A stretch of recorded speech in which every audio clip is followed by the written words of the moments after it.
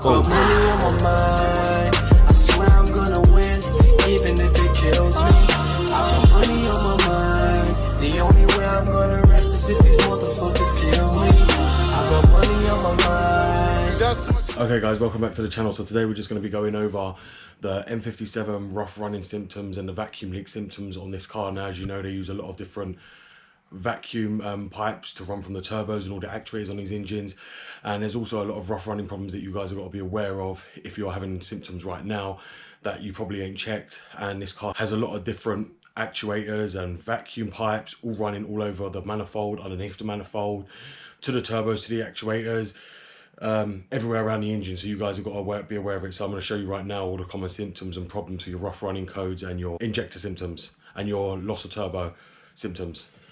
So the first one will be your vacuum pipes right up here.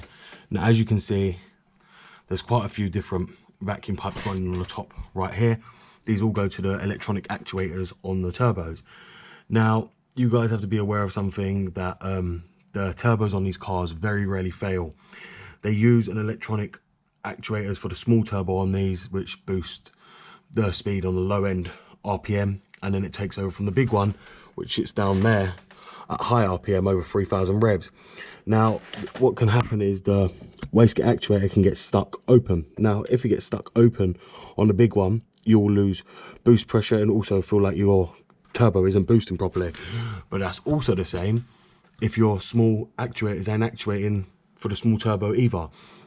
So it's another thing you have to be aware of. Now, as you see, there's a lot of different vacuum lines on these, and they run from here all the way around the engine, as you see, under the manifold, and even runs to here as well, back under the manifold there. Now, when you take off the manifold, I would advise replacing all these vacuum pipes as it stands. Now, you'll probably find that these are perished. If they are perished or worn, your car won't be pulling enough vacuum, hence all the electronic actuators, so your car will be losing boost pressure low down. The next common symptom on these is this right here, which is the Vortex Breve. Now, when that gets clogged, now this looks like a original BMW part. What happens is this stops the flow of oil going to the turbo, and this will destroy your turbo. This also causes a lot of smoke problems, which people ain't aware of, and they think that their turbo's on the way out. That's not the case. This, my friend, is the reason why you're probably blowing a lot of smoke. BMW revised this in 2007 to a newer style one from the loo roll type one. If you haven't got that one, I would recommend going and changing that, because it is a common problem on the diesels, and everyone's aware of that. So just be sure to check your one. You can just lift it up and check it, and it'll probably be caked in oil when nobody's ever changed it. I've never known, in all the time I've owned a diesel, for anyone to ever change these. They'll usually lose the loo roll type. People ain't aware of them or where they're located, so people don't change them.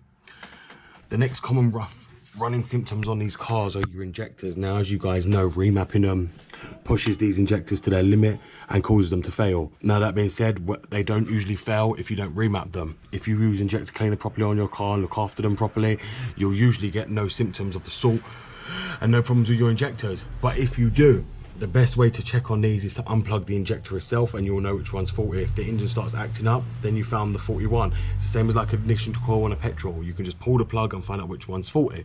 You got to remember, they're computerized injectors. They made these cars bearing in mind to make it easy to diagnose. The next one is the fuel pressure sensors, which you'll see right here, which is there, this one right here, and you've got one at the back, as you guys would have seen from my spark flat removal video. The one at the back you need to check it all the time, because usually that's the one that fails. But if it don't fail, then you've got this one that will fail. Now, these control the amount of fuel from the DME go into the fuel rail itself, and you've got to know these are common rail diesel.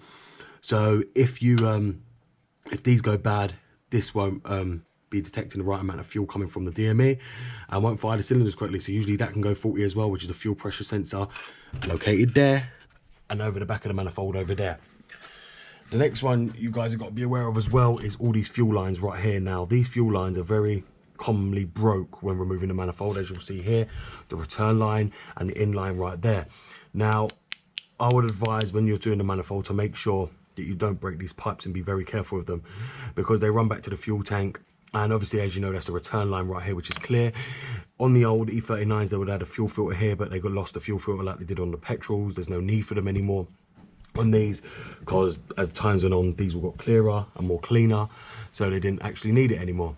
But if you are having problems here with any kind of fuel related issues, check your fuel lines and make sure fuel's coming through this return line here, because what can happen is your fuel pump, which sits under the passenger side floor, can end up stop pushing fuel up here, which is the inline fuel pump. Now if that fails, your fuel will stop pumping, and you'll see the flow of stream coming out the return line here, which isn't pumping the fuel properly.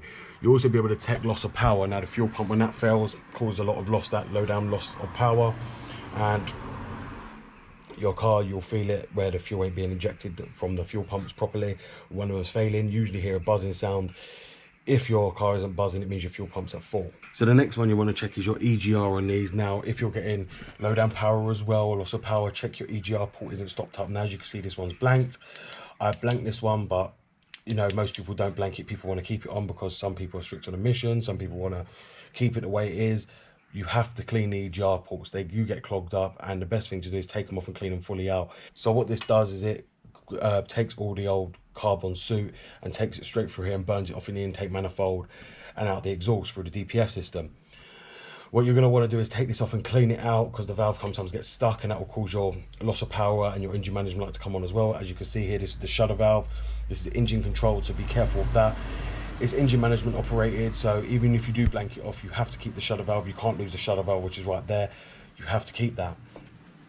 As you'll see here, the vacuum pump system, make sure that's fully operational. If that ends up failing, that will also cause rough running as well. The vacuum pump is crucial for sucking all the old fuel back around the engine and taking it all away from when it goes into the engine from the diesel. It was the vacuum pump that vacuums all the fuel around the whole engine itself.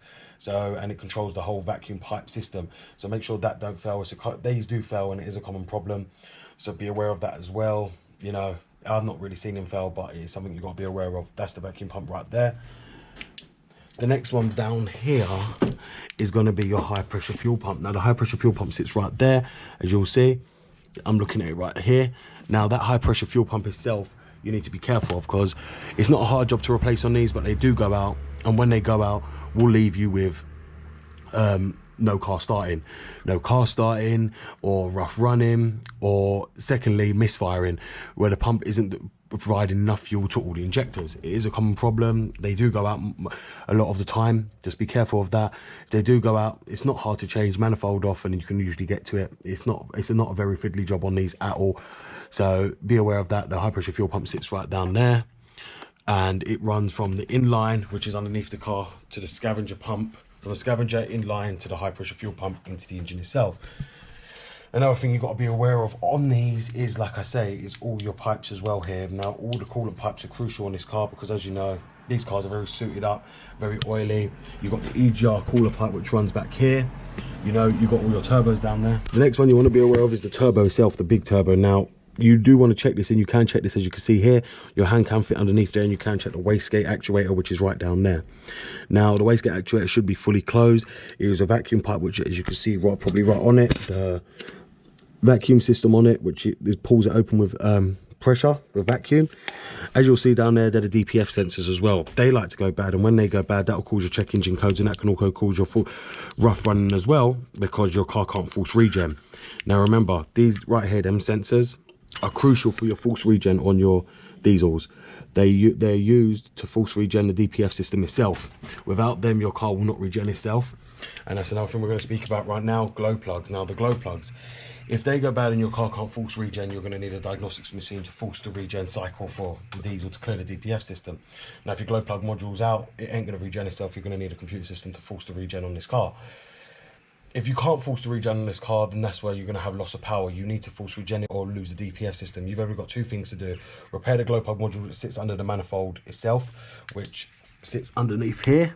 I don't know if you can see it on the camera. It does sit underneath there, which is right under here. And you've got the glow plugs as well, which is right down here. Now, you can either go and replace them. Most people don't want to take the risk because they end up snapping the glow plugs in the head. There is an easier solution for that, as you guys know. I was meant to do a video on it, but the owner of this car, money short for him, so he can't get it. So at the end of the day, it's not going to be possible to show you all guys on this car. They are a common problem. They do snap in the head. People are very, very scared of touching them. If you own this car, don't be scared. Give it a try. Like I say, it needs to be done. If you want to keep the car maintained in tip-top condition, you don't want to do remapping, you want to keep the DPF on, the glow plugs and the glow plug module are a must. The glow plug module does fail on all of them. Everyone knows that. It's a common problem. There is no recall as of today from BMW for it. It's not a recall part code. It's not a fire hazard. It's not any kind of risk to life. So it's not a recall. You can replace it yourself. It's not really expensive. It's only about £80. So it's not something that you even need to go to BMW for, and it is an easy job to do. Just make sure you do it correctly and sort it out, guys. Like I say, another crucial thing to this is change your oil regularly. Lack of oil maintenance will cause these cars to run like crap. Trust me on that. You need to change the oil on a diesel. As you know, diesel's very dirty. Fuel's very dirty. If you leave the oil unchanged, it just destroys the turbos on these, and that will cause loss of power as well and rust running. If you look after these cars, check all your vacuum lines and renew them when needed, and redo all your turbos, your wastegate, check your wastegate actuators, make sure they're all working. As I said, turbos don't usually fail on this unless you remap them. This one isn't remapped, so therefore it doesn't have a loss of power. You would end up seeing that this car will end up with all its turbos probably blown, the injectors failing, the lot. It's a common problem. Now, this is what you have to do for remappers: blank the EGR off and take off the DPF system and blank the swell flaps. The swell flaps need to be blank regardless of remap, but all that system has to be off before remap anyway. Then it has to be remapped to be deleted out of the system, the EGR system itself. Now, what will happen is these cars will chuck a lot of black smoke. Don't worry about that. But like I said, if you do see cars with black smoke, it's usually because either a turbo failure, lack of oil change, remapped, or just neglected diesel car in general. These cars are not meant to run dirty, and like I say, these cars are very reliable if looked after. I've spoke to you about all the common problems. There isn't really many on this car. Like I say, if you can maintain all them, this car will run perfectly with no issues. There's not really much to go wrong on the diesels. As I said, it's just the vacuum lines you have to watch out for, and the actuators on these that can be expensive as they're electronic. So guys, thank you very much for watching as always. I hope you've enjoyed this video. Please give it a thumbs up if it's helped you find the problems on your car. If you have enjoyed this video, please go and watch all my other videos regarding the M57 engine and the 535 diesel. I have got other videos coming up regarding changing the Vortex Breve and explaining the common symptoms of it and showing you what the old one looks like and the new one for the install. So stay tuned for that if you've only just seen this video and you've just subscribed. We're also going to be changing the oil on this because I want to see how black it is, because it hasn't been changed for some time. Thank you very much for watching, guys. This is BMW Dr. Dean here, and goodbye.